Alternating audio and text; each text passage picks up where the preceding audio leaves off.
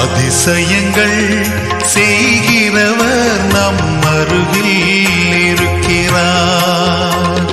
அற்புதங்கள் செய்கிறவர் என்றும் நமக்குள் வசிக்கிறார். அதிசயங்கள்